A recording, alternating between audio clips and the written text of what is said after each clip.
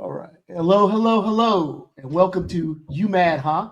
A podcast conceived out of brotherhood and presented with love.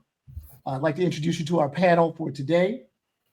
We have Richard Free, aka You Don't Have the Answer, Sway. We have Anthony Humphrey, aka the pumpkin turned into an Escalade. Wow. we, we have Tyra Bond, aka Michael Bivins looks like me. We have Raymond Cooper, affectionately known as Quake, but also aka I only wear hand tailored suits now.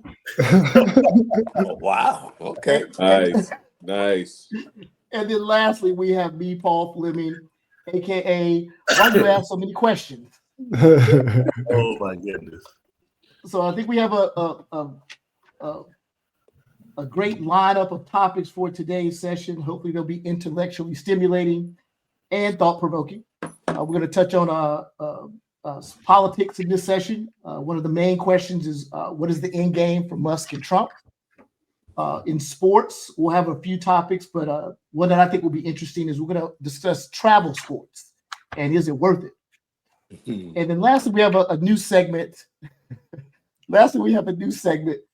I've entitled it Random-ish.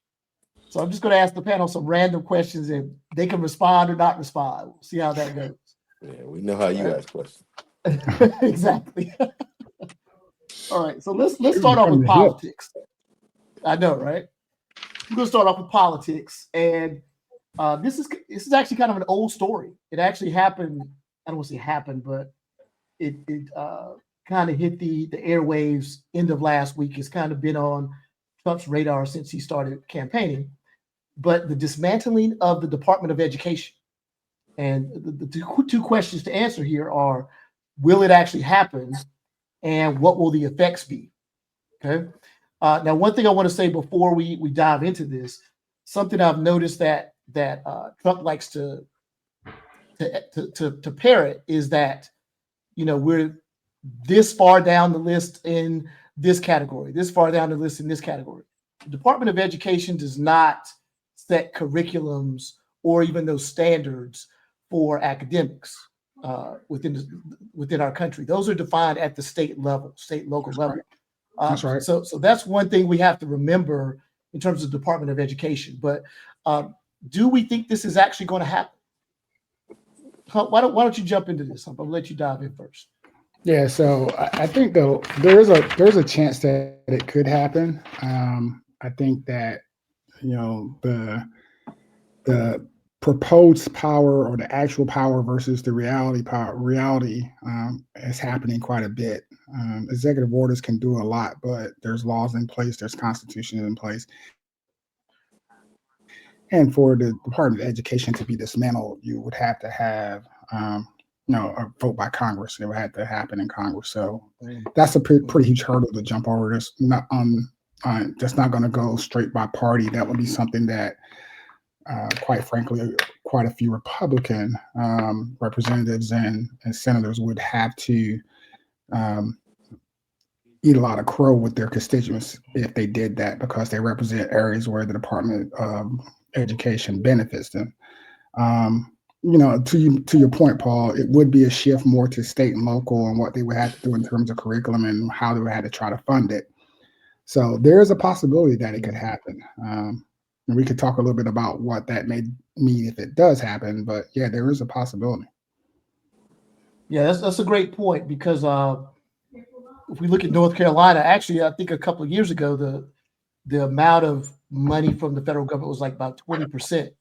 And if the Department of Education goes away, we don't get that money in any form. So that's a great point. Rural areas would be the most affected, and that's the piece that most folks don't pay attention to. They really depend on the federal government's funding to run their school years. Yep. Rich, why don't you chime in on this at this point? I don't know if it's going to happen, but I decided to look back at when the Department of Education was established. It was established in 1979. And leading up to it, I wanted to see what we ranked against the world in math. The students were ranked number one in the United States, was competitive between the 70s up until after the Department of Education came into effect. Now, whether there's a direct correlation or not, I don't know. But there's a willingness on my part that if they deemed that there was a need to dismantle it and go in another direction, I don't know that it would be a bad thing. I mean, we're really falling behind worldwide. That's a known fact. So whether it would be a good thing or not, because I'm a full-on fan of a lot of what is occurring, I'm willing to see what can happen. I mean, what's the worst that can happen? We're already way down the charts in regards to competing with students throughout the world. So that's my take on it. Gotcha. Okay, good point. Good point. Now, Can I add a question there? Yeah, sure. Sure, go ahead, Hub. Yeah. So the question that I would ask there, my question I would ask there is, Rich, do you feel that's the sole measurement of the success of the Department of Education? I wouldn't Or say is that that. or is that an issue? Or is that an issue that should be addressed in terms of curriculum and making sure that there's things in place to make sure we're getting back on par? Because there's other things that the Department of Education does. I'm just saying that's just one of many. Right. I just know that for a long time in the publications I read, we've been throwing an exorbitant amount of money toward the problem of our students not competing, our students falling behind. There's been a boatload of money just constantly poured into it, and we're not having a change. It's not improving. So, and you're talking about at the elementary and secondary school level. Yeah. I'm talking about our education system altogether. Yes, not collegiate, but yeah, that's elementary, secondary. Yeah. Okay. Yeah. So, it's concerning. It's concerning that we're on the same path, and what do they say? The definition of insanity is doing the same thing over and over again and expecting a different outcome. So I'm all for us being willing to try a different way of doing things. I'd be curious to see from that previous to 1979 number and ranking and the other countries in the world and where they rank, and then do a comparison of, you've seen one of those charts where you go year by year and you see the bar chart of who's changing, who's number 1, 2, 3. Be interesting to see that, but more importantly, tracking back to the programs or what they had in place and that propelled them to higher rankings. Because again, the funding is a piece of it. And if you're managing it correctly, you expect at minimum to be at par, at best to excel above. But I believe that there's other contributing factors as we've gone, 30 plus years, 40 plus years. There's a lot of other contributing factors that I think will drive that more than just what is being funded into the Department of Education.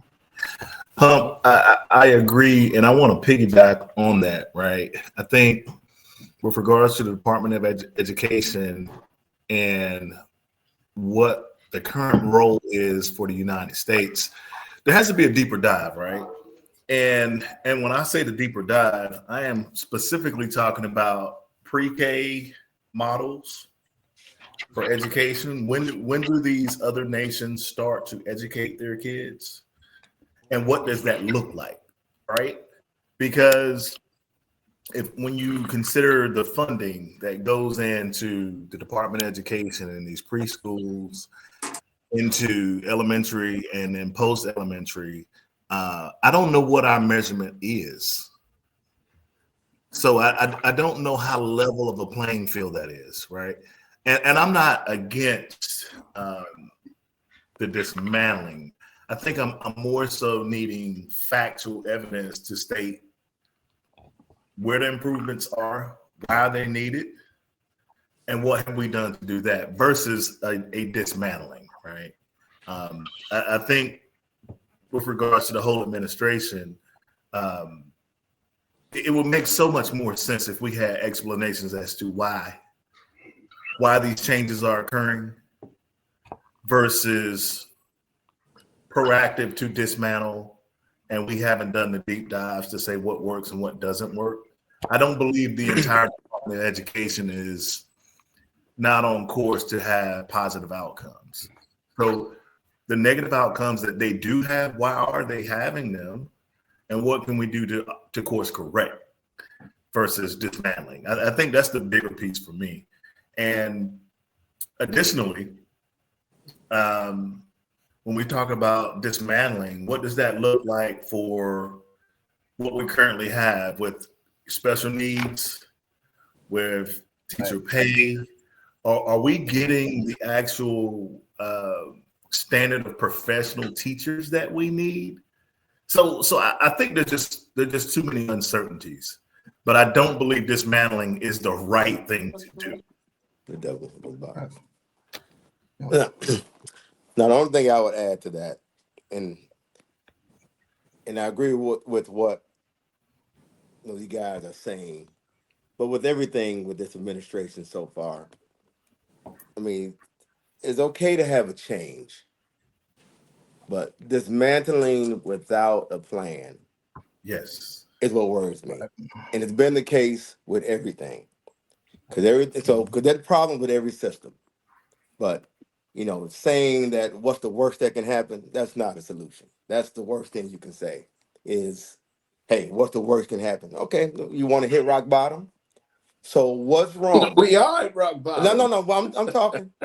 No, we're not at rock bottom, but we're low, and we need some improvement. But we're not low in everything.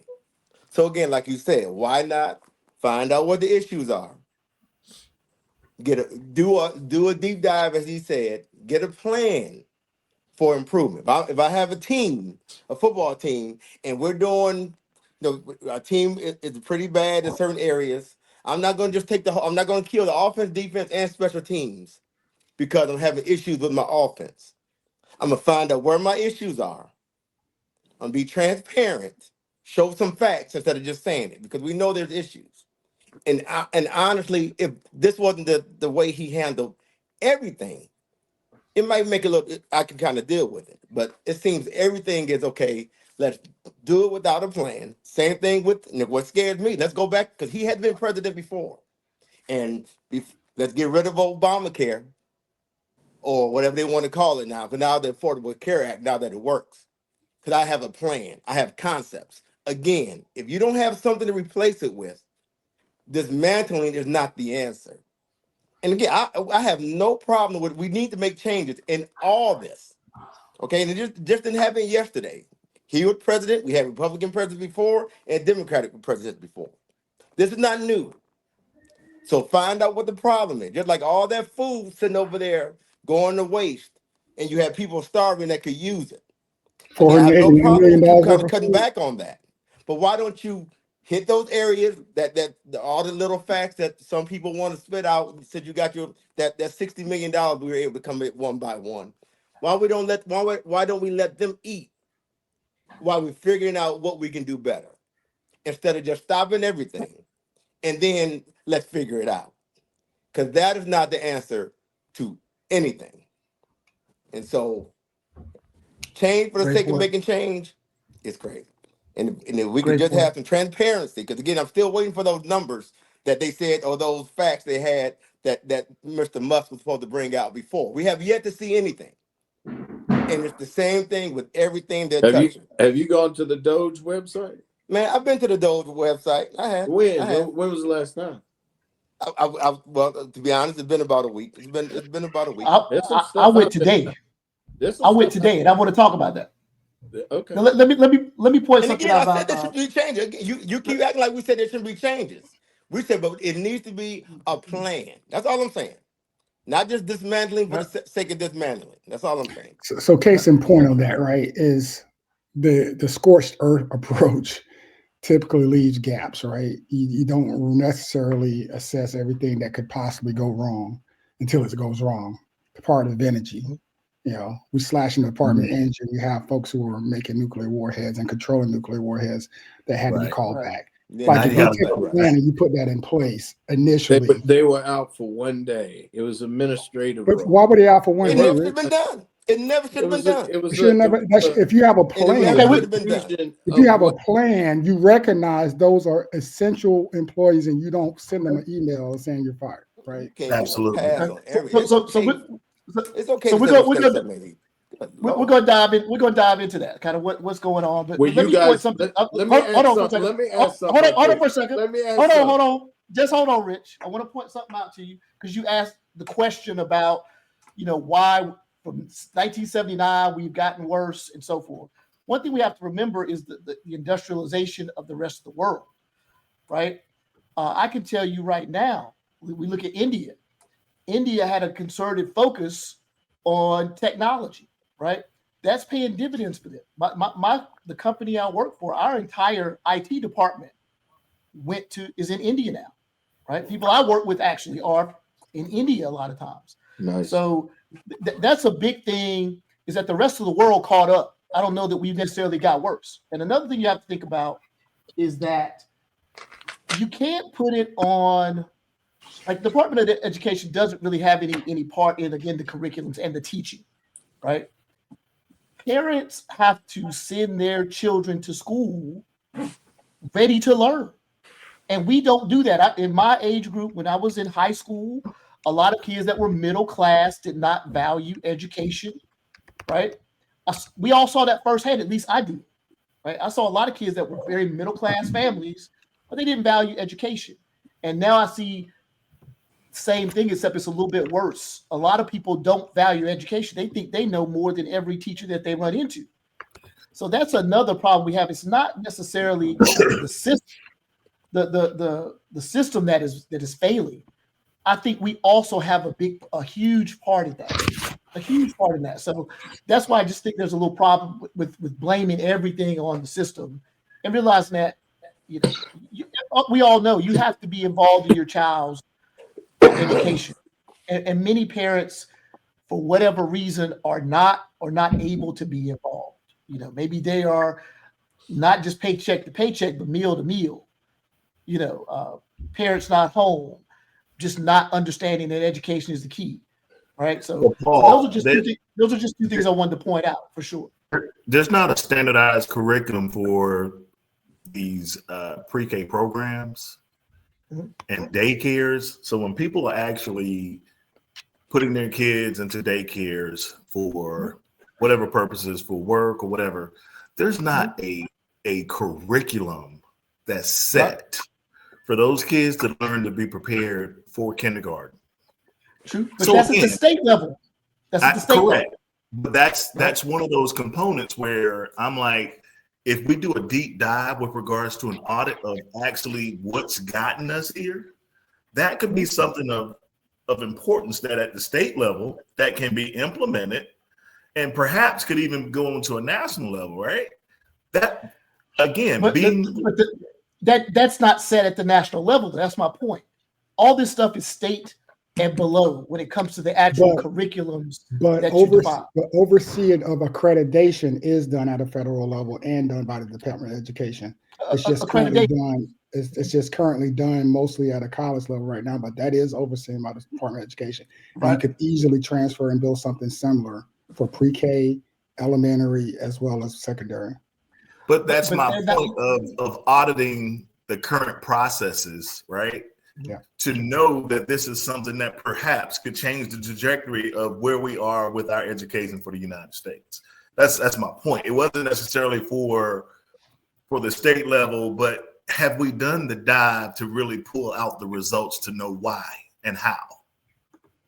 That's my point. It wasn't necessarily for a federal mandate, but again, we're talking about what needs to be done versus going in and gutting processes at the Department of Education without merit to know where the gaps are, what could we potentially put into place that could course correct. That's what I'm saying. And I think basically what Ty and I are saying the same things is let's do the work. Not point fingers, let's do the work. Gotcha. Understand? So in terms of what are the effects of this going to be? If let's say all this funding you asked about Doge, Rich, I went and looked at the Doge site today. And as some have mentioned, the cuts seem to be very arbitrary at this point. It's people that are probationary, and even people that have great reviews are getting axed. So there seems to be no rhyme or reason in terms of programs. They're cutting anything that's DEI related. And the problem I have with that in terms of these cuts is in the vein of what are the effects going to be. I don't think that they could even dive into what these programs or these contracts are actually doing enough with the speed that they're doing it. There's no way to really, just because it's a big number in DEI or this or that, they don't know what that's impacting and what positive or negative effects they have on it. So in terms of the effects of cutting the Department of Education, what do you guys think the result of that might be? I think you'll see go ahead, Ray. It appears they're doing things arbitrarily to decrease expenditure, right? They're trying to decrease the amount of money that are going out from these agencies with regards to merit of what they do and what they affect. Which, again, that's the wrong approach, man. You say you want to have the Dodge is Department of Efficiency, right? So are we taking a measure of what is efficient and what isn't, not based by arbitrary numbers? What is the effectiveness of the department? Right. So if there are 20,000 employees and there's an assessment to say they can run the same efficient practice with 17,000, 15,000. See, that's something tangible. We're not getting that. People are getting emails and say, "Hey, you just don't work anymore," right. or you work on a DEI team. Your services are no longer needed. Well, let me ask you guys this: Do you think that the government will not be able to function after the cuts of all these jobs? Do you think it's not going to? Do you think? I mean, I think the government will function, but they'll do like they did when they made the mistake with the nuclear folks. They'll bring it back if they need to. But again, that's not an answer because the government will function. I mean, if they have issues, they'll bring people back. But that shouldn't be you should have that planned out before you even do it. Now, again, it just seems like you're okay with just arbitrary cuts. I mean, like at my job. Or any of our jobs. I'm not okay with arbitrary cuts. All I know is in the private sector, which it sounds like you work in the private sector, people get laid off every day. I mean, right. Southwest laid off people. I'm just not understanding. And they base it. And normally when they do it, they base it on numbers. Hold on, Tom. I'm sorry. I ain't hear him. Go ahead. Sorry about that. No, I don't understand why there's this mindset that people in government can't be laid off. I mean, people in the private sector get laid off all the time, and they don't get interviews on 60 Minutes to say, well, how do you feel? What did you feel when they let you go? That don't happen. You get your walking papers and you out. And I agree with that. And I agree with you 100%. I'm not for people losing their jobs, but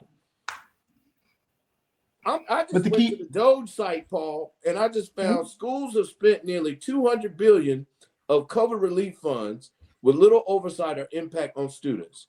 $393,000 to rent out a Major League Baseball stadium. $86,000 in Caesar's Palace hotel rooms, $60,000 in swimming pool packages. Okay. So quick question, Rich. What do those numbers really mean? Like, if you don't know what those things were used for, you can't say they're valid or not, right? If they had to rent out a baseball stadium, who's not to say that wasn't to cover, COVID vaccinations in a certain fashion? Maybe they couldn't find anywhere else it's COVID. Who knows? But they just give us numbers. They don't tell us anything about those numbers, right? I'm not saying that. I'm not saying but hold on. I'm not saying that renting out a stadium is the greatest thing to do, but we don't know the process that went into that thought of how they did that or why they needed to do that. And that whole thing with that, that happened during the time where we didn't know what. I mean, come on, it was something that for the first time things happened. I know here we had to go down to the stadium, and they had a couple different stadiums because you had to have the space. I mean, 6 feet. We didn't know. I mean, and again, I believe, and I can't remember who was the president during that time. But anyway, my point is, we didn't know. Okay, I mean, I can't recall who it was, but then I'm gonna let that go. So we didn't know, and of course there was a waste. I mean, with anything you're gonna have waste. And again, we're not saying don't trim the fat. You keep saying that we don't mind it. We just want to see the plan and solid number that makes sense. But we know there was, so it sounded like waste if you just said a stadium. But during that time, COVID, we had to have the distancing. They had never done it before. And really, the baseball stadiums, especially in major cities, were the only place you could accommodate those kind of people to come to one place and do it. So again, I can't remember who was the president at that time. But I'm just saying. As an example, I do know that Talladega did test drives during COVID, and they offered, I want to say it was maybe $30 to $40 a person that came. They got the opportunity to test drive a NASCAR, and they paid them. So some of these funds were actually paying people to test and receive the vaccine, Rich. So I that's just an example. And the only reason I can remember because I did a project on in grad school, but they paid people to drive those cars in order to receive a COVID vaccine. So some of these things were creative marketing things and not necessarily arbitrary spending to stadiums and things of that nature. Fair enough. So I'll go back to what happens if it does get dismantled, Paul, and I don't think it's secret. I don't think it's a secret where quite a bit of government spending is now going to private contractors, right? So if you don't have the portion of the Department of Education that doesn't get rolled up into the Commerce or wherever State Department, I think I'm not quite sure where it's going to land.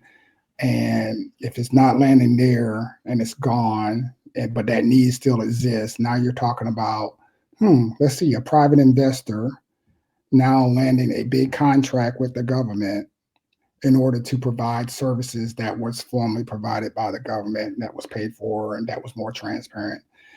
We see it a lot with the insurance companies. That's Medicare and Medicaid is mostly private run companies. With the government being the top, but they're the middle person with the execution, and there's contracts behind it. So there's a group of people who have a vested interest in applauding this dismantling of government agencies because it creates a windfall opportunity for them. And you best believe the business proposals have already been set up, and a lot of them have been submitted and waiting for approval to close the gap. It's just a matter of time.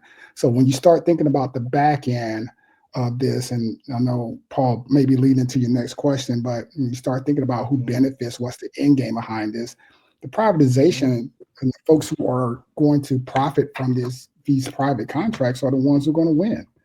Meanwhile, the gaps are going to be there. You're going to have a less representation and less folks to hold accountable when the gaps aren't closed. And that'll be the state of where we are. But hey, we'll save $40 million or however, whatever number the current is, 55, 155, whatever the number is. We'll save that. And oh, by the way, we'll talk like we're going to get some some checks out to folks with the money that we save, for the X amount of millions of people who are living in the country who will get that $10 check, they'll be happy, right? Because we saved that. Let's be real, man. We know what that end game is. There's no secret, and it's becoming more and more brazen around how it's being put out there. When Stevie Wonder can see through the smoke and mirrors of what's going on this stuff, and what continues to blow my mind is when people don't see it and they try to justify it by making frivolous one-offs about money that's been spent without understanding why that money was being spent and how that had an impact on the overall goal of what was being accomplished. Just mind-blowing to me. Can you elaborate further on what the end game is?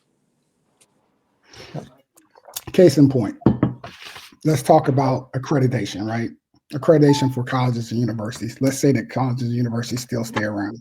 All right. The Department of Education has a full department. That's what they do day in, day out. They make sure that the education that most people are overpaying for at schools, they have to pay more because the Department of Education also governs Pell Grants and student loans that go out. But let's not talk about that. Let's talk about the schools.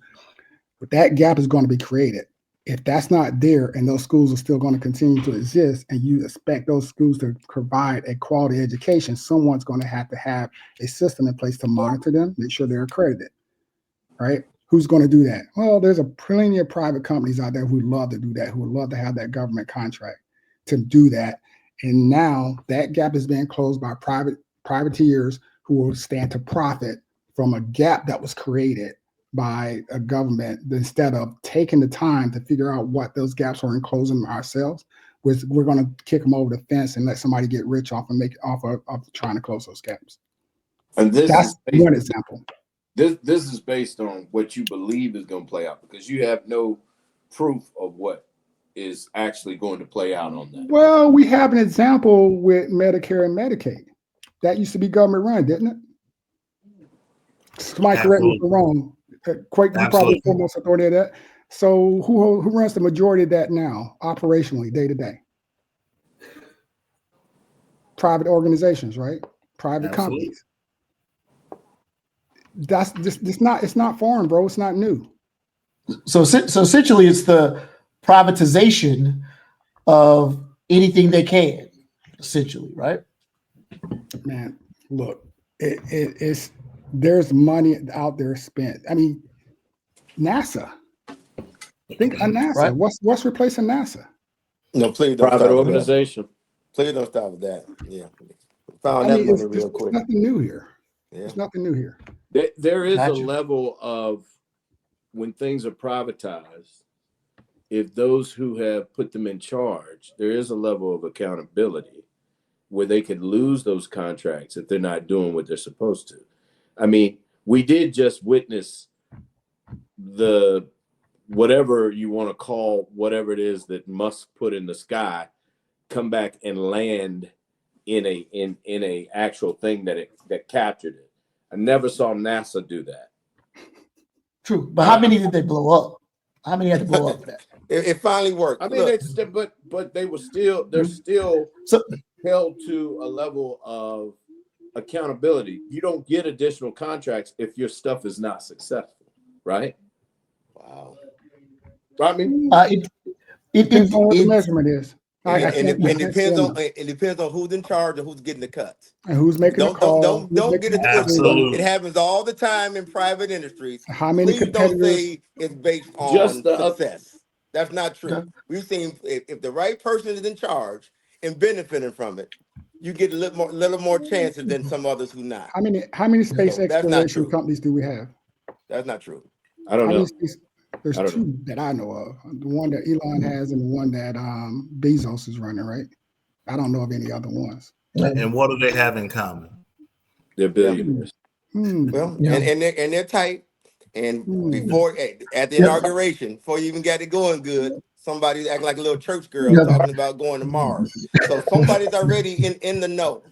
Right. Who's in charge? So please at least be honest about it. That's all I'm saying. Right. Please don't piss on me. Tell me going to Mars. Okay. He's trying.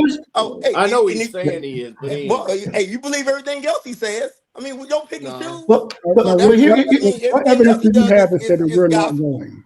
Now all of a sudden, this I may not be just- true.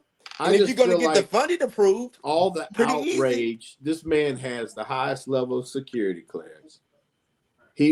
What was it? Rachel Maddow was saying that he got his contract to sell the Tesla trucks just the other day under Trump because he had supported Trump and made donations to Trump. But when the reality came out, it was under the Biden administration that contract had been secured. So I think there's a lot of hand wringing, a lot of just folks just losing their composure. well, And you talked about the whole nuclear thing. We had the Biden administration had a man who dressed like a woman. Do you remember that was in charge of nuclear? Does that matter? Does that matter? They What does fired that matter? No, Rich. I mean, I'm Did trying to he do the understand why job? does that have Hold to on. do with the point? Because he was stealing women's luggage in the airport. So Y'all that remember has something. Wow, Y'all don't even remember that. that's deep. So that was a crook. Why does it have I to mean, do with it's he the dressed like a person. I woman? mean, Well, I'm just saying all of this concern and angst, and they've been in there 2 weeks. They're showing us how they are still. We got people who are supposedly still alive getting Social Security checks. There's one person that was 365 years old. Well, we're So not doing this. We're not going Rich, to warn come on. Hold on, fellas. Hold on, fellas. Hold on, fellas. Hold on, fellas. Hold on. What that is an antiquated system. People aren't living to be 300, Rich. Come on, man. Yeah, You know better than that. But they were getting hold on. And we're not getting physical checks. Hold on, fellas. Look, in So terms you of that, think he's just making it up? They Rich, said hold on. fix it. Fix it. It happened under him too. Fix that problem. That's the question. Fix it, because there are legit people. You're taking this this drastic action.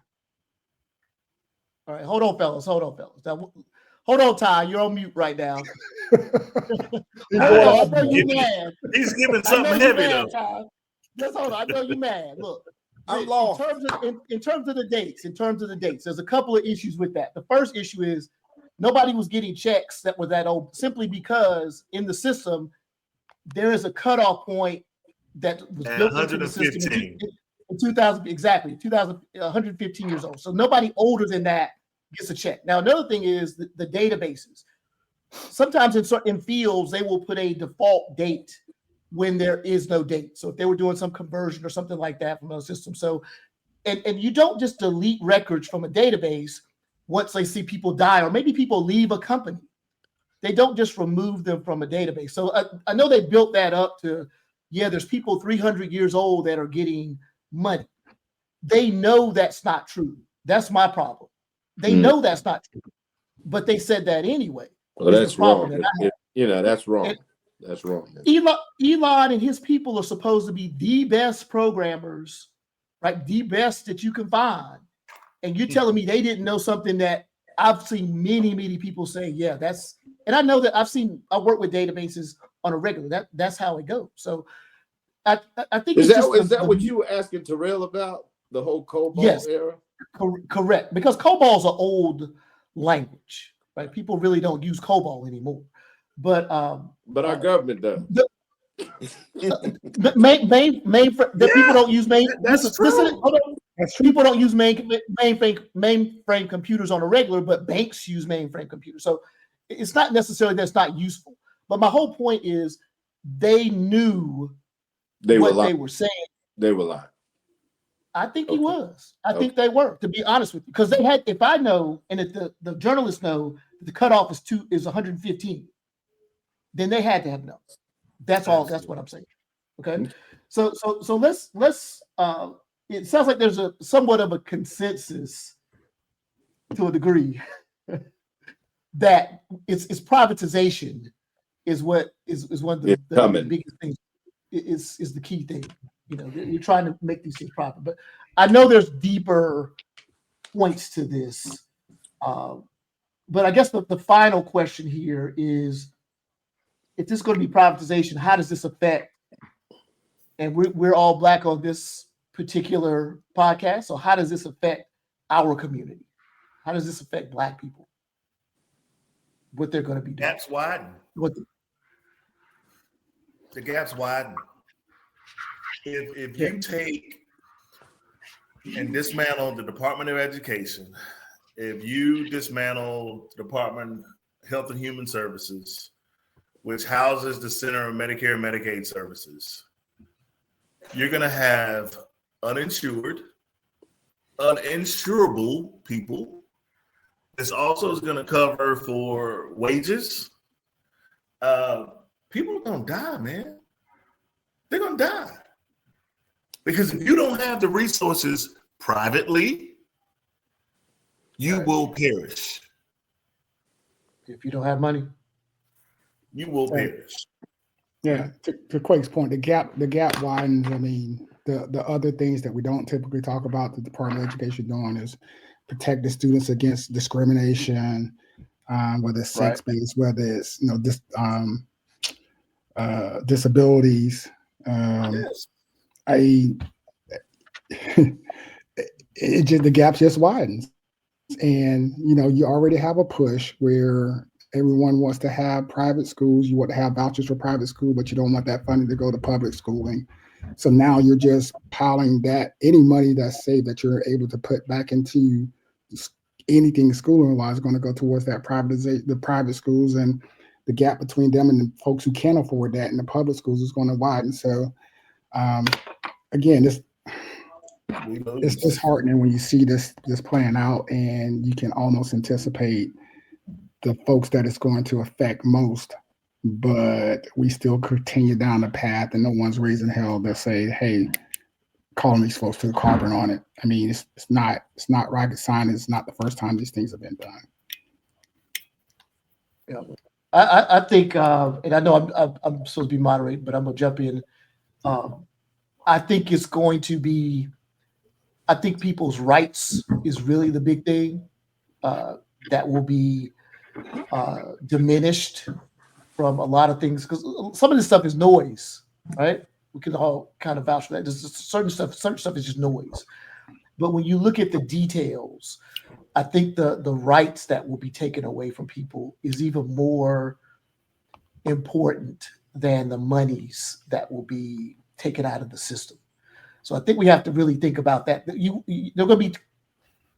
to be a time where we will have no recourse in the legal system, or when you are, there will be no justice for you if you are not a certain, I will say it, race, or if you don't have enough money. If you got money, that solves a lot of problems. You can move. But see, another Paul, country if you want.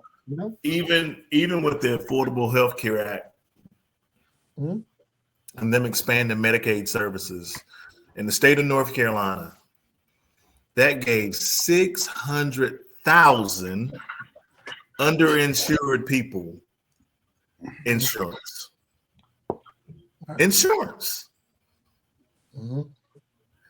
That is one example of why we need these services.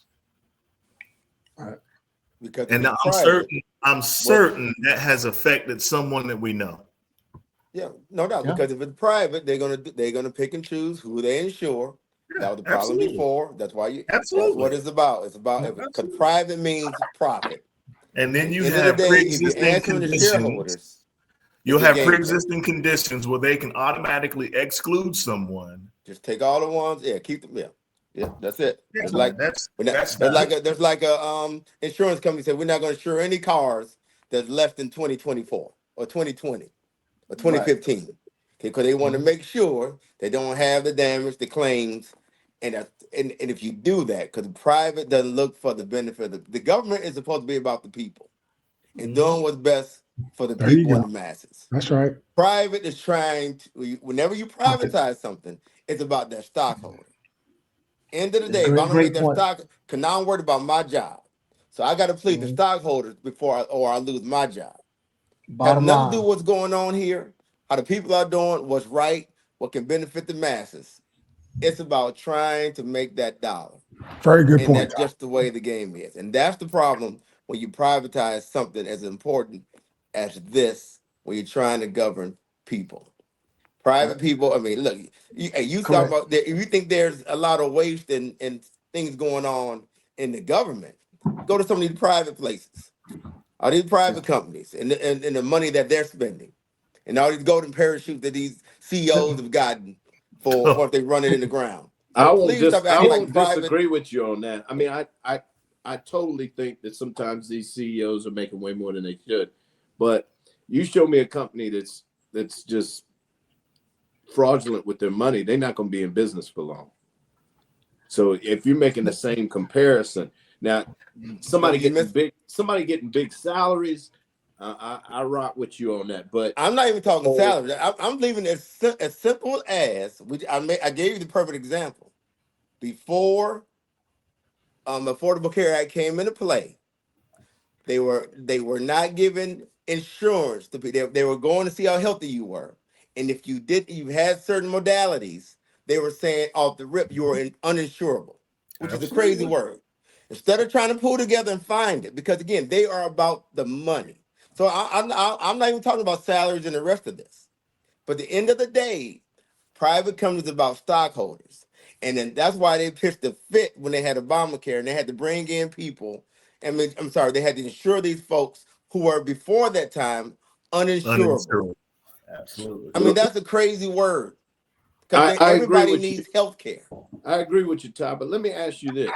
Go ahead. When I look back at the 70s, you were hard pressed to find a lot of overweight folks in your family. There wasn't. What I'm saying to you is a lot of what we are dealing with, where you got people who are uninsurable, is our companies, the manufacturers of foods and whatnot, have led to a lot of the situations that we see in regards to folks being in a position of health that is uninsurable. So they're attacking that too. No, I agree with what you're saying that's there. Not, because I agree that's with not that, but solely accurate, right? There the are other disparities, right? I was gonna say money. You look at income. You look at access to healthcare. You look at access to food, fresh foods, not processed, sodium-based, prepackaged things. I'm talking fresh fruits, vegetables, and food. Just a grocery store. Yeah, I look at my neighborhood, man. I live in a neighborhood where I have access to 5 stores within a mile. But when I go on the east side of Greensboro, it's a food desert. Hey, I tell you what, I bet you can find a liquor store. I bet you can Absolutely. find. They put in what they want. Now the weed is legal. And Dollar Generals. Now the weed is legal. I mean, it's on every corner. But you don't find. Look, if you look at strategically where they place Fresh Market or Whole Foods. I live in Canton. Not a weed store in sight. You go across that 696. Hey, every other store, every other thing is a weed shop. Yes. And they put that stuff in our community. So to your point, I agree with what you're saying, that it's what we have access to and what we can afford. Because a lot of times they put that stuff in our neighborhoods, but you can go to these stores and they overcharge them. That's the crazy part. Because they only have, I go to some of these stores and I stop at when I'm out some of these places, they would charge you a 50-cent service fee to use your credit card. Yes. They only do that in those communities. But they don't do any of that once you get into the suburbs. So they're already the poorest people or the less income. And you charge them, there's a service charge, a transaction fee that they only charge there, but they don't charge it over here. Or do you see the predatory lending stores? Where are they placed? It's crazy. So before we go to place, they're not in Grandover. They're not in Sedgefield. They're in black neighborhoods. Yeah, that's where they put them because they know you can't take it from paycheck to paycheck. So I'm gonna loan you $200 at 35% interest, and you gotta pay. Jump on Well, that, you know, that- when I hear Now, stuff look- like that, I hear stuff like that. It makes me cling to the word of God, because Hosea 4:6, my people perish for a lack of knowledge. You know, if we know these things, we can put those kind of businesses out of business by not using them. And John 8:32, ye shall know the truth, and the truth can set you free. If you know these things that are going on, you can make better decisions. You can have a hand, just like what was it? Al Sharpton went up in Costco for a buy-in, and then they're now boycotting Target. Mhm. We have the ability as a group to empower ourselves if we take it in our hands and do so. But Paul's ready to move on to the next. Yeah, before we jump on too far off into a tangent, already have. I think we could all agree that the less fortunate are going to be even less fortunate, and the fortunate are going to be even more fortunate going forward. That's kind of how this is playing out in the end. No matter what side is looking at it, that's kind of where it looks like we're headed. And whether we are under a democracy banner or a dictatorship banner, which will be up for question for a lot of people, that's what's going to be the end. That's going to be it. If you got money, you'll be all right. If you don't have money, if you don't have options, I think the king is on the lookout for us. We'll see. So we're gonna move forward. We're gonna go into something a little lighter. Which king you talking about? And I'll send you the picture if you need it. There's only one king in my life. The king I of don't know. kings. Well, you better talk to him then. I Better do. get- well, let- I talk to him better every get your day. mans then. Talk to him every day. Look, see, Jesus Christ. I talk to him I'm gonna say, every Ty, Ty, you gonna get us off into another tangent. We're not jumping onto a tangent. Look, we're gonna jump onto the sports thing. All right. So we had the All-Star break. At the All-Star break, I didn't even watch the All-Star game. We all said that we weren't going to watch it, but I know some of you all did. What'd you think? Just quickly here, what'd you think about the All-Star game and the format? They had a new format this year. Was it worth it, or was it just a lot of show for nothing? I thought it was very gimmicky, Yes. which I think was the intention. I mean, let's be honest. You have players, you have fans, you have, casual fans who complain that it's boring. So they're trying, they're putting stuff on the wall and see what sticks, right? The format it had some good intentions, but you sat there and you had quality players who got to play one game and a game to 40, and they didn't get them as much time. And you want to see some of those guys play a little bit more. And then you got some of the folks you always see wind up in the final game, and they went to 40 and it was abbreviated. Now, from a player's perspective, if you were an up and coming star, you're probably pissed because you didn't get a chance to shine like you might have wanted to. If you're a seasoned player, got your solid, max contracts, and you're trying to just get through the weekend without being hurt, you probably liked it, right? Because you got to kick it, you got to have the weekend, and you didn't have to play too hard, you didn't have to play too long. You can rest up, get ready for the second half of the season. So I think there's pros and cons on both sides. I did watch it. It was mildly entertaining, but I think it left a lot of meat on the bone, and I think they'll try to find something else for next year. Yeah, I have to agree. It was way too long, right?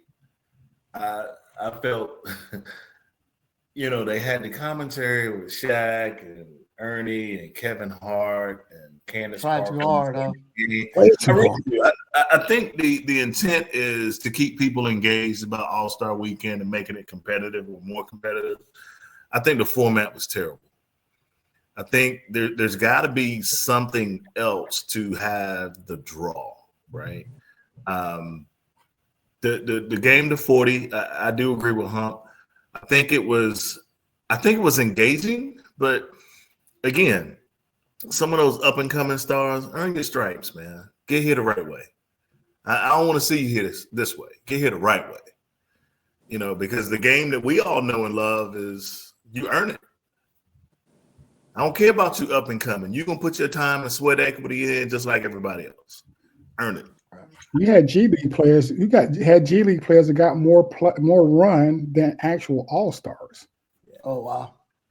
That's crazy. Draymond Green said it right. He said, no way that those players were supposed to touch the court on Sunday.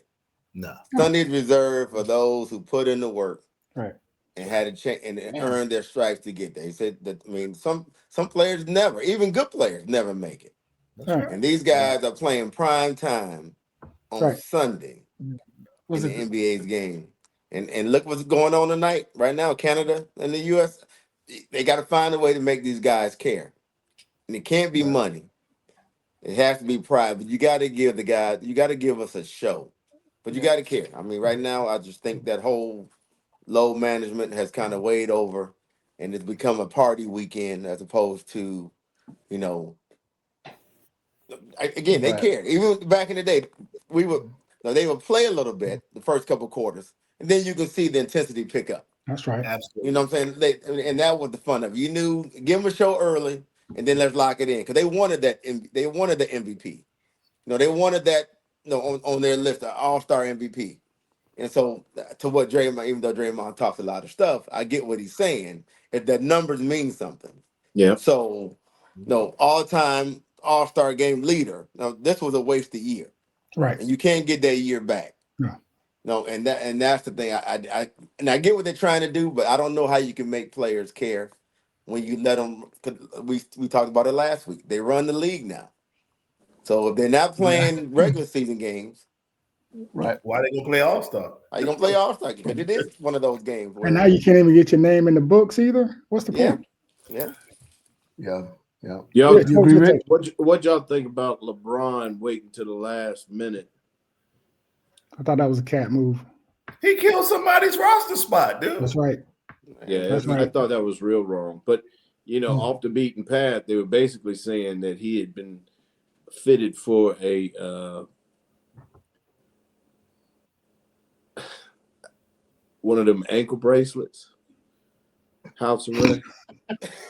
Ankle bracelet.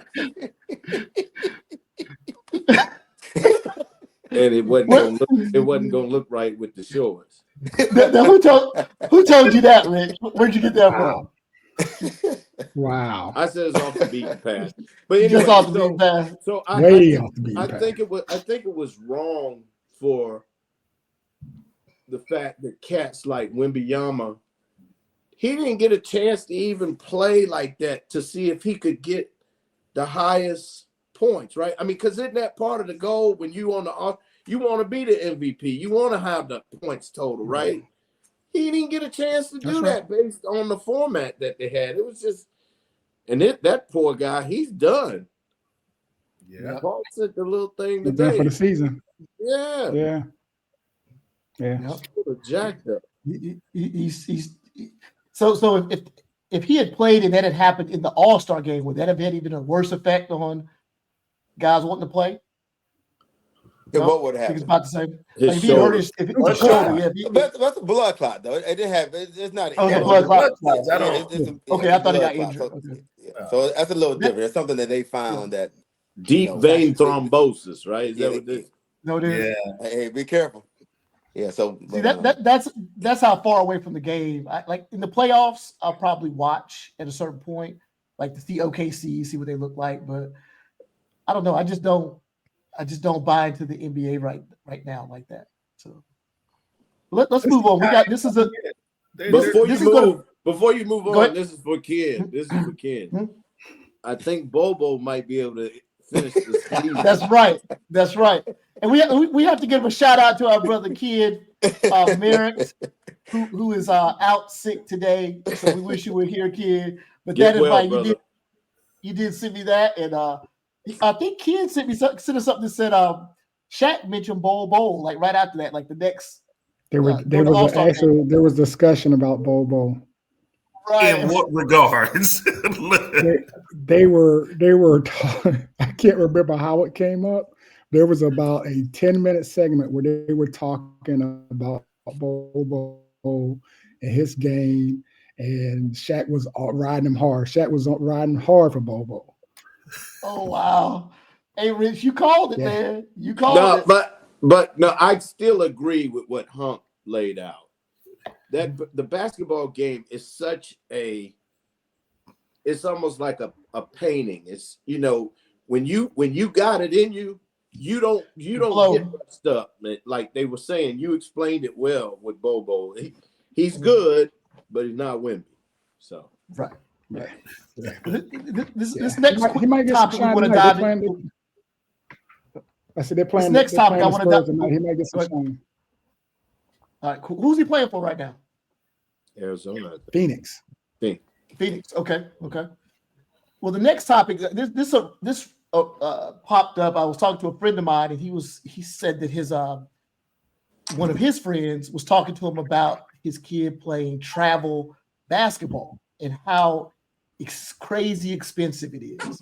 And Rich, you could probably give us more information than anybody on this. And I've heard this many times about how expensive travel basketball is. Ty, your daughter does travel baseball. Your sons did baseball as well. Hump, you guys do as well. Quake, I know your son was playing travel basketball. My son played football, which is less expensive. But do you think these travel teams, are they worth it? What do you guys think? Do you think they're worth it? It depends on what you are doing. Like if it's travel right within your city, all the way up to 9th grade, then I'm all for it. If it's within the city and maybe you have one big trip at the end of the season, it's great for the kids. It's fun. It is very expensive because, you know, you're paying for jerseys, you're paying for hotel rooms, you're doing this and that. Now, when it comes to playing collegiately, if you can get on a premier team that is sponsored by a shoe company, it cuts the curve for you to get recruited. It's just factual. But you got to be real good to do that. So if your child is not good enough to get on a team that is sponsored, you might as well just enjoy staying on a team that says, we're just going to stay local and compete at the local gyms. You still get the fun of playing against different teams because you got teams that'll travel into that area and play. And it's just not worth it if they're not playing at an elite level.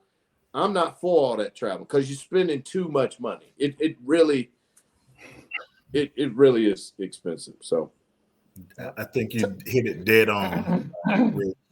I've had this discussion. I know Hump and I have had it several times with regards to the investment and the level of skill that some of these kids are playing at. I don't think it's worth the money, right? And there's several factors that go into that. At this level, I'll speak for my son. He's a 9th grader. So if you're not a blue chip athlete, no. If you are just playing and you love the game, but your skill level is not at premium level to do something on the next level, it's not worth it. Not for the money, not for the time, not for the coaching, because there's not coaching, right? These travel teams don't coach. no. So they're not pouring into the kids with regards to enhancing skill set. This is a showcase. Let's just say what it is. It's a showcase. From week to week, you're a showcase wherever you're playing, and they only look at these kids that are top tier level. If you're not putting up 25, 30 a night, they don't look at your kid. No. They don't look at your kid. So can I add a component in that? I'm gonna let you talk, but it's grimy too. Oh yeah. I mean, it's like, you know, a lot of them people. I mean, I'm a heathen. I'm saved I'm saved by Jesus Christ. But a lot of times I would look around and be like, we need to be at church, all of us. Y'all, going off on these refs. Y'all need to be at church. Anyway, go ahead. So I was reluctant to even let Matthew play this year. Nothing with the travel team, but just with Matthew and his level of commitment and dedication to the sport. I'm not wasting money anymore. And that's hard to tell your kid that. And he has to do something to change that. Right?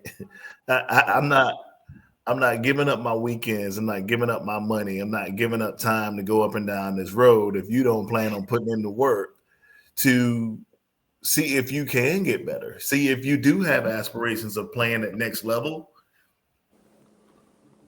It ain't happening. Well said. Well said. Yeah, I think there's the commitment from the kids have to match the commitment from the organization that they're playing for. Because I've seen some very well-run AAU teams that had mediocre to solid talent kids, and they, got those mediocre kids to another level. And I've seen organizations that were run shoddily, and that even the mediocre kids got worse because they weren't getting training, they weren't doing anything cohesive as a team. Coach wasn't coaching, darn sure weren't developing. The good program, to Rich's point, the good programs are the elite ones. They're funded, and along with that funding becomes a level of development that gets these kids ready, not just for what's happening on the court, but also what's happening in their lives to become young adults.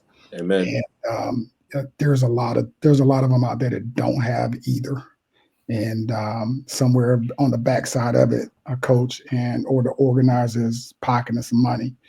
And God bless the folks who run these tournaments, because running a tournament is a freaking gold mine. You hear me? You get the team entry, you got to pay each time you go in. And trust me when I tell you, it gets worse in baseball and softball. And Ty can speak to that. Does it really? Oh yeah, man. You just don't even. I mean, it's Well, you guys touched on pretty much everything, but you had to be realistic about your child. Now, if you enjoy the game or if you just realize you love it and you want to travel, but like we were saying with softball or baseball, think about it. If I'm traveling to a tournament, if you're not already on the radar, if coach is not coming to see you specifically, you go to a tournament. I mean, we go to Ohio. It's 100. There's a field out there. It's 100. What I'm trying to say, 100 diamonds, 100 softball fields. 100 softball diamonds on this one facility. Wow. All different, and it's running 24. It's running from 8:00 game all the way to 9:00 at night. Wow. And so that's think crazy. about it. And like a guy told me, that means if they're not coming to see you, you go into this tournament, you have to have the right game, and they just happen to be have to happen to be at that game at that time to see you. It's not realistic, but they would take your money all day long. All day long. And we traveled from 8U, which is crazy, Florida, South Carolina. I mean, I look back on it, not just the money, because the money could have been paying for college. Because again, now that he's in college, not playing, we just spent all this money. And again, we enjoyed it. But what I miss, if I can do, and I tell parents all the time, because me and my partner, we have a baseball facility, have batting cages and things like that. So when I'm in there, I tell them, look, if your kid has the good, he has the goods. But to sit here, people, like Rich was saying, missing church, missing birthdays from your parents, missing vacations, because if you miss a tournament, mean you're not going to start the next game. I mean, for a coach who can't even coach. Think about it. Coach can't do nothing for you, but he's sitting you because you didn't come. And I tell these guys all the time. Hey, he ain't got no connections with he can't even talk to his wife about the game. Let alone talking about. I'm telling you, what I miss, especially when parents being gone and missing that going home It's okay. I'm not saying because you have a commitment to the team. I'm not saying that. You commit to something you need to do. Right. But it's okay to miss 1 or 2 if you have something going on. Because if you have the goods, they'll find you. It's gonna show. Mm-hmm. Mm-hmm. But That's that's right. the only thing I'm saying is that it's worth it if you know what you're getting into. But if you get into it thinking that it's gonna get me a scholarship, that you're kidding yourself. Because it's the other stuff. It's Hey, the commitment. It's the I had work. 2 sons. I've got 2 sons. Mm-hmm. One, during Christmas, we had a trainer for him. We had a trainer for both of them. I knew how much he wanted it at the age of 9. He would say, for Christmas, don't buy me anything. I want whatever money you were going to spend on gifts on the trainer. There you go. We sat out in the yard. I caught 1,400 shots from him on one afternoon. I knew he wanted it. The other one, I told him, I said, hey, look, you ain't got to do this no more. I ain't got to spend this money on this trainer, bro. Yeah. Don't be upset. You can do this for fun. This ain't got to be your thing. That's your brother's thing. There you go. So, and it's just, hard, just especially when you know they have the goods. But again, when you go to college, you have to do. I mean, the relationship between me and my son, we sitting in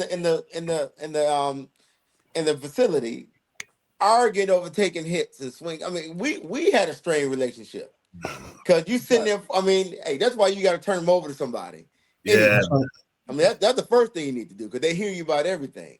But like you said, it gets to a point. If I have to make you come, right. I mean, you get ready to go down to. Yeah, you getting ready to do a workout, a college workout, and we're here arguing about you taking hits, swings, batting practice. What you going to actually do when you get?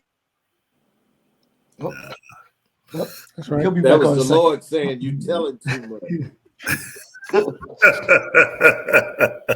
If everybody watching, Rich's oldest son is actually playing professional basketball in Portugal right now. So he's been through that meat grinder of what sports is. Yeah. Just from my perspective, I think I was mostly football with my son, my oldest son at least. I think everything you guys said in terms of coaching is key. If you can get with an organization that actually has good coaches. My son was fortunate enough to actually be in organizations where the coaching was a higher level of coaching. Most of the programs were run like a college program. So, there were benefits that way. But like you guys said, if you have it, you have it. And, depending on your position, they'll find you. If you play, there are certain positions I think need a little more coaching than others, depending. Like, for example, if you do play quarterback, I think you need a little more insight from, on the coaching side. If you're playing DB, it may not need as much per se, but the highest level of coaching you can get is what you want. So I don't know that they're not worth it, but they're gonna take your money. Let's put it like that. They're gonna take your money. So I would just encourage parents to be able to not have a biased observation of their child. I think the best thing you can do is to be honest with them. We were forced to be honest with him because he was 4'10". He's 4'10", 4'11". His sophomore year in high school. I mean, there were things that he just couldn't do. There's things he still can't do at 5'7". He can't dunk it, but we knew that he needed to be a sharpshooter. We knew that his skills needed to be, polished to a degree. So there were things that we worked on, and then we were honest with him about, okay, you turning it over too much. You got to be honest with the child about their goal if they're doing things that is not going to lead to success. And you got a lot of parents who either don't understand the game or they lying to their kids and to themselves. They're spending that money, and it's a money pit. Right. Yep, I'd say so. Yeah. So great point, Rich. So one more thing I wanted to drop in here because nobody really talks about this is the HBCU Legacy Bowl, and it's kind of an outlier to a degree because all the football is over for everybody pretty much now. Everybody's into basketball now at this point. And now you have this HBCU Legacy Bowl. Is it even? Now I'm not saying this in a bad way because a couple of kids that they went to high school with my son are playing. They go to Winston-Salem State University, and actually one of them has measurables for sure that are NFL type measurables. And I've seen Division II guys that got drafted, decent round, but is something like that even needed any longer, really? Do they need another bowl? These scouts come to these schools and talk to these players and they see them play during the year. They even need another bowl like that, especially when it's a kind of out of season bowl. I don't think you can ever. I don't ever think you could ever discount exposure. And if you have the measurables, as you say, and you have the talent, but you may not have gotten that look because of where you played or who you played against, or for whatever reason. One more opportunity for exposure to get noticed. I'm always going to be a fan of that. To your point, your earlier point, the timing around it seems kind of odd. I was listening to ESPN, I think, and they were talking about it's Saturday, right? This Saturday, correct. They're still playing for who's still playing for who's staying in shape right now, unless you're getting ready for the combine, which I guess if you're being showcased in that game, that's what your end goal is. But what's the quality of play? What's the probability of kids getting hurt? But I think the visibility and the exposure that you may have, on top of the fact of it is supposed to be an event where you have all teams coming in and taking a look, and from that you may generate some pass to the combine that might not have been there. So I can't knock it from that standpoint, but I just don't know. I haven't watched it before. I heard some trash about one of the players who got injured playing a position or being a running quarterback. We used a throwing quarterback from Central last year, but I haven't watched it, so I don't know the quality of play. But you got to think, some eyes are looking, and there's a chance that somebody gets an additional look that they wouldn't have got before. Right. Well, I hope you guys will tune in. Look out for Justin Fleming and Keith Quick from Southeast Guilford High School and Winston-Salem State University. So I hope they do. I'm sure they'll do an outstanding job, and much success to them going forward. And hopefully people will tune in to the Legacy Bowl and give it some attention. All right. Now, do they still have the HBCU combine? I think that's part of the Legacy Bowl, isn't it? Is it okay? I think it may be part of the Legacy Bowl. Well, that explains all more. I think that's great. And like you said, if you have if they can get in and they see those measurables, they see the what you're doing in your 40 and your long, your jumping and all that stuff, that helps, even more. But I'd love to see it closer to the actual football season than kind of just sitting out here. But I guess it is what it is. But I would have real quick. Bobo just threw a turnover and got dunked on the same play down the court. I can't believe we talk about Bobo, man. Just had to throw that in there. That's for you, Ken. I had to shout out for Ken. Oh man! But you didn't tell about the block he had before that. No, I was just playing. I was gonna say, but he is playing. What else is he doing? Is he doing anything else? He is playing. I was gonna say that I think it's a great thing because this probably represents the guys who didn't get the invite to the combine, so they are getting an opportunity to practice and get ready. And if they can build up, if you can get a couple of nuggets from people seeing them get exposed, then each year it can build up and become something that is another avenue for these young men to get an opportunity. So like he was saying, I think the exposure is awesome. You can never get too much of that, right? That's true. Like you said, you find a scout who find that diamond in the rough. Yeah, dude, that can make his career too. Yeah, there's always that one story out there. Or even if you don't even get drafted, just get signed as a undrafted practice squad. Yeah, I personally think the combine is a con job anyway. If I was a top flight quarterback or running back or whatever it might be, I wouldn't even go. It's just a way for them to knock. It's just a way for them to knock you down. If you already Now, top five. if you got the stats in college ball, I agree with you. You see a lot of them now. Like I'm not throwing, or I'm not running. You know, I'll come and do the interviews, but that's about it, right? Right. I mean, if they already know you first round, why need to go and show you a deficiency? Maybe, you know. It's just like when we're in college, you got a woman. Hey, once she say you good, shut up. Right. I tell the boy, talk your way out of it. Shut up. Just go ahead and shut it down. Don't talk yourself out of it. Don't talk yourself out of it. But you guys do agree that somebody that's on the bubble that could potentially help themselves. Yeah. I think about Xavier. Xavier Worthy? Xavier Worthy moved up the charts based on his 40 time, didn't he? Mm-hmm. The kid from Texas that went to Kansas City. But he could have run that 40 time on his workout day. You know, like he didn't have to. True. You know what I mean? So, and Ty, I probably should have listened to you more in school, Ty. I'd have been better off. But you did. But you ended up in the best position you could be. You got a great one. So right where you need to be. Somebody should have talked to her though. I'd have been in deep trouble listening to you, Todd. Well, we're going to move on to our last big topic here, or not even topic, but segment, and this is random-ish. So these are some questions I came up with that I just wanted to ask to see if I could even get a response out of it.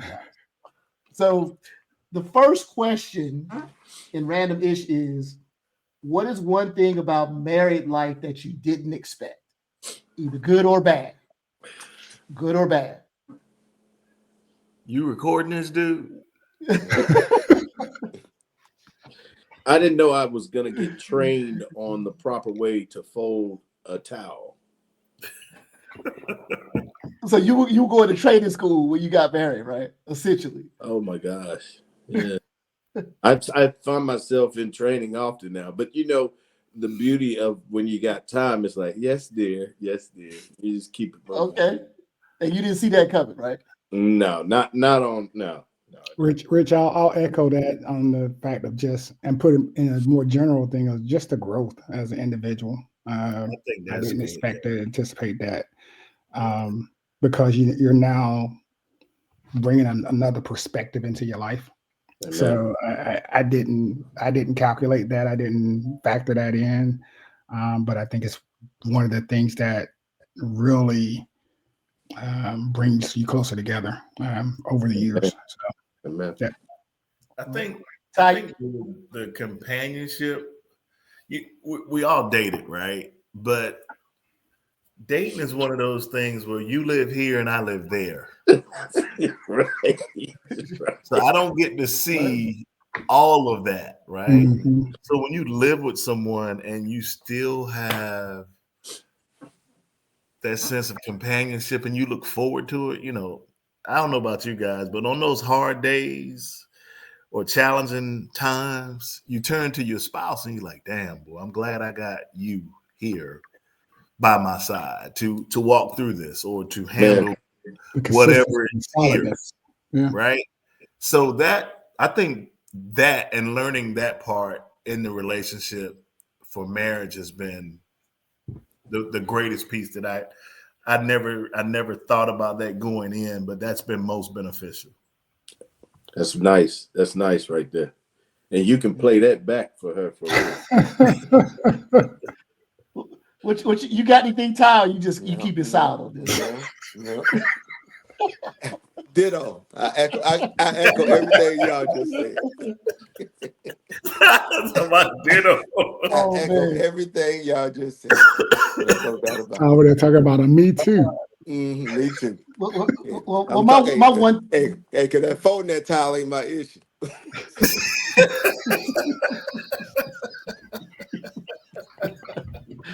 Oh shoot! Oh man! I like to have to go get one a little more often. Let's move on.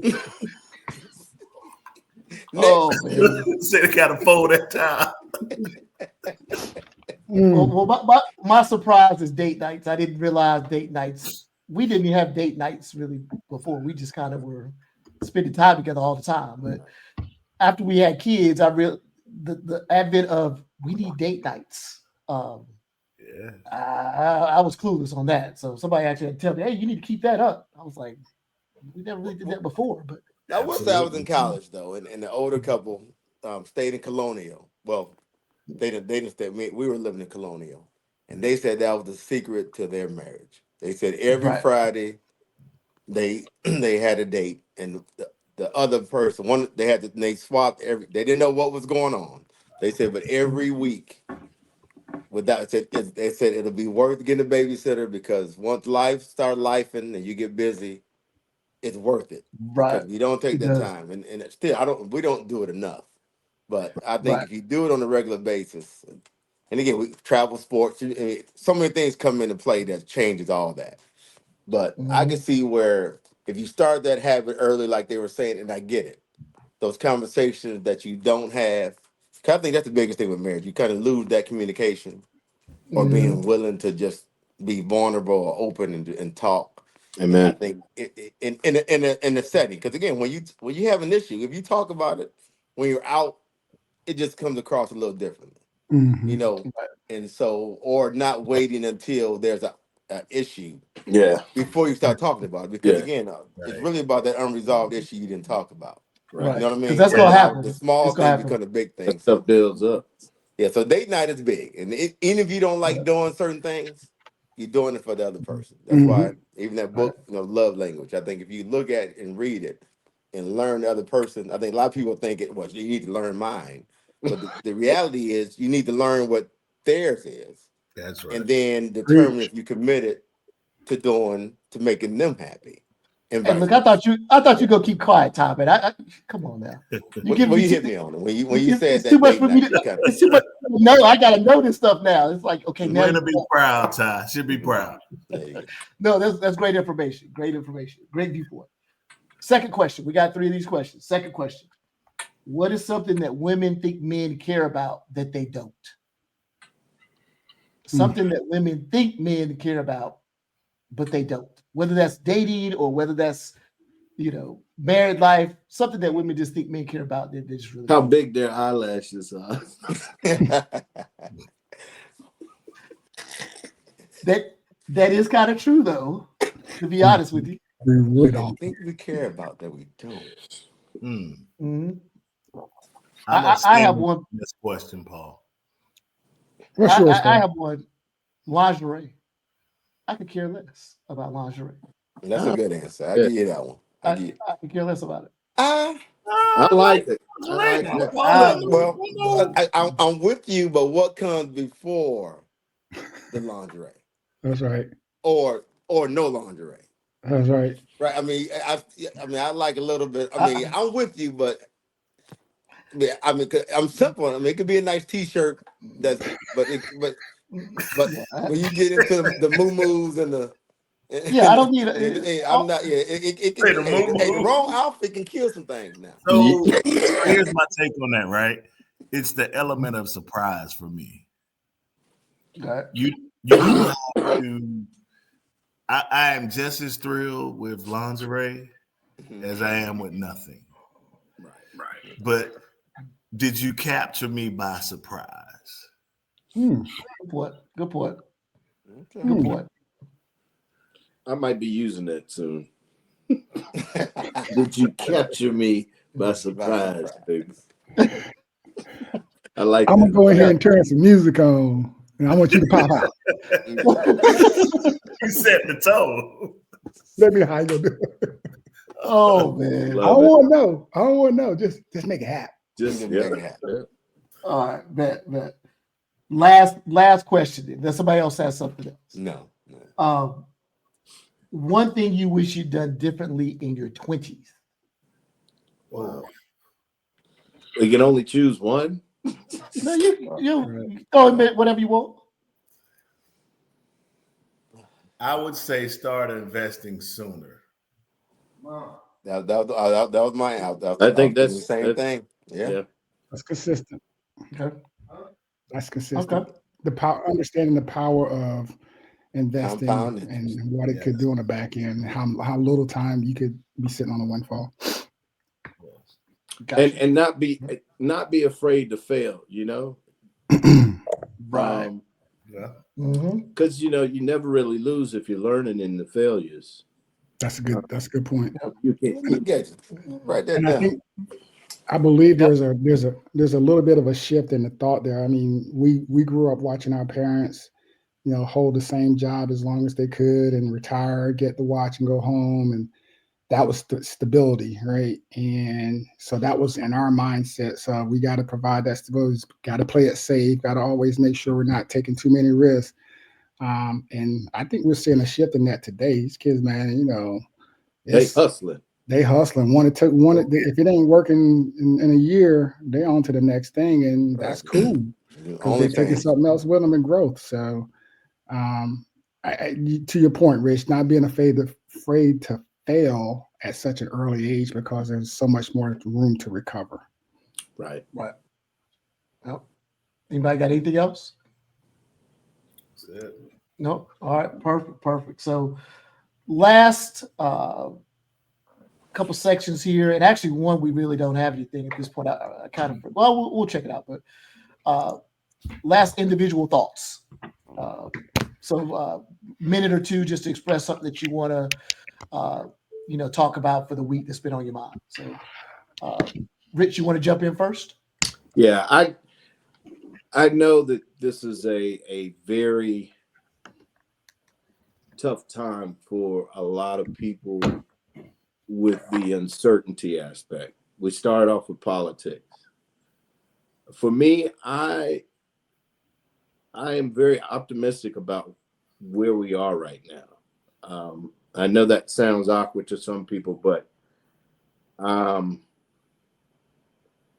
think that we are very blessed to be alive in this moment. I just do. But I also do have fears of what you guys were very, very eloquent tonight, and you pointed out some things for me to, take in and realize that the gap between the haves and the have-nots, I'm not a fan of that. I don't want that.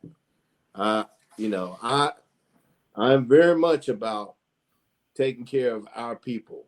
And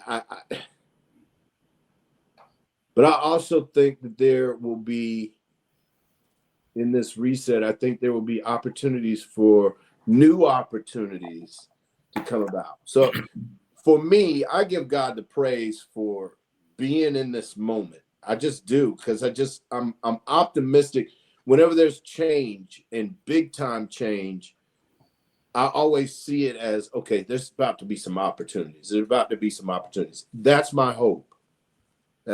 I get the anxiety. I get what you guys don't get me wrong. I mean, I'm not ride or die to the point that I'm okay with a lot of bad stuff. I don't want bad stuff to happen.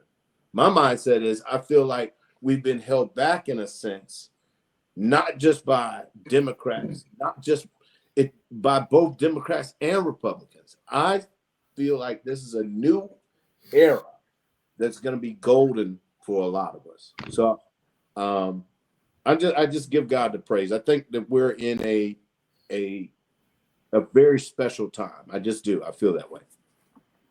All right, Ty? We don't have much to add to it today. I mean, it's been one of them weeks. Had another loss in the family, so my mind is kind of all over the place. I appreciate it. Gotcha. So just like you said, stay prayed up, talk to folks, tell them you love them. Appreciate it. While you can. Yeah, we're all of us are in our 50s, so we got definitely more behind us than we have in front of us. So take advantage of it all, and that's my biggest thing. I appreciate the time and being with you guys tonight. Good word, bro. And condolences to you and the family, Tyler. Absolutely. Quick, you want to rate? You want to jump in? I think for me, I need to find that space that keeps me grounded. we're in turbulent times, in my opinion, with regards to where we are with the current administration and the changes that have happened so rapidly. Being a healthcare provider and my wife as well, I mean, these things could really affect our livelihood. And I know that God has taken care of us. So I am in the belief that we will be fine, but the uncertainties raise curiosity with regards to how do we proceed during this time. And I have to be in a space where I can maintain my peace, and being a part of this forum, it gives me that, right? You get an outlet, and I think a lot of people go wrong when they don't share perspectives and they don't get input from others, and they could do extreme things, right? So I don't want to ever be in that place. So this is a good format to share views, what we perceive to be challenges or advantages with where we are, with regards to where we are in life and what that looks like. So it's a sounding board to some degree that we get to use and share to keep our own sanity. Gotcha. Very well said. Good stuff. All right, Hump. Well said. I mean, I echo the same thing. I mean, I know, guys, I talked to you about, maintaining my peace and not getting too involved in things that are going to get me too far left, too far right, and get me off kilter. But this forum has kind of forced me into taking a deeper dive to understand a few more things, to make sure I'm comfortable in my perspective and continue to not get caught up in the noise that most news writers are using to try to get clickbait or draw attention to whatever story they're putting out there, some true, some false. But as we all mentioned, having your faith as your foundation, and knowing that no matter what, God didn't bring you this far just to bring you this far. Amen. And knowing that He will give you the tools to figure out, good, bad, or indifferent, what your next step is always going to be. So, maintaining that focus, maintaining that center has been the thing that has kept me in the middle of the road, and hopefully will keep me in between the lines as I move forward. So, again, as everyone has stated, this forum provides an outlet for that, and I appreciate it. And Paul, thank you again for pulling us together to have these hard conversations that are enlightening as well as challenging for all of us. So I appreciate that. Amen. And what they say, fear and faith can occupy the same space, right? That's right. Amen. Good point. Well, I don't really have I didn't really think about it until now, to be honest with you. But the thing to me, in terms of what we talked about today, is I think that there's a lot of distraction happening. That, like Rich, you mentioned, can the government not function? The government can function. The numbers of people that have been let go are fairly small when you look at it overall. Even the numbers of what you call fraud and wasteful spending, I think that's not so much the biggest point. Is how this is being done, and the repercussions of how this is being done. So this is something that we haven't seen before, and we can't even say if it's legal or not. Even lawyers are asking, is this even legal? But I think the processes that we're going through are so far outside the norms and what was designed. Is this what we really want? Do we want a guy coming in that just, with people that no one knows what their qualifications are, just saying, hey, we're just cutting this because we want to cut this?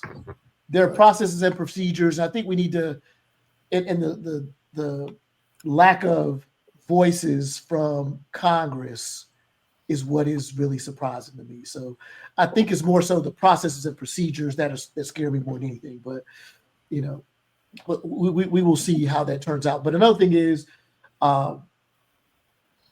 lately I've been thinking about the things I should be thankful for. Like I'm always on my sons. Are you doing this? Are you doing that in school? But I see a story on TV or news broadcast where a kid gets murdered, or a kid gets in trouble for something, and you realize that your problems aren't as big as they seem. Or just because your kid is not a millionaire yet, they may never become a millionaire. But right. Are they going to be an upstanding citizen, live a great life? Right. They're going to be productive and help add to society. So, those are things that we have to think about sometimes, so that, all the noise in the background, think about what you should really be thankful for, and what you really have, if you have it, so. All right.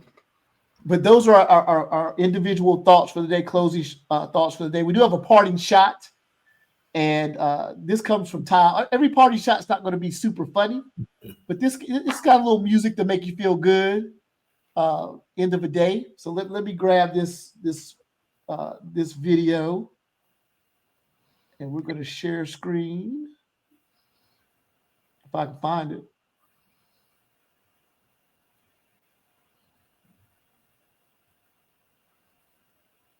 All right, I'm going to share the whole screen. And this is not necessarily a, if I can grab it.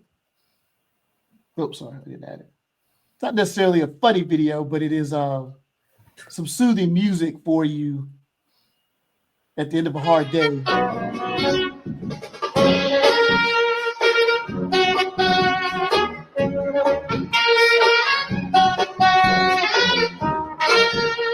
Is that your boy, Ty? That's Hunk Boy.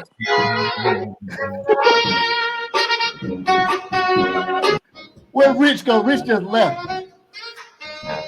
Oh, Rich wasn't having that.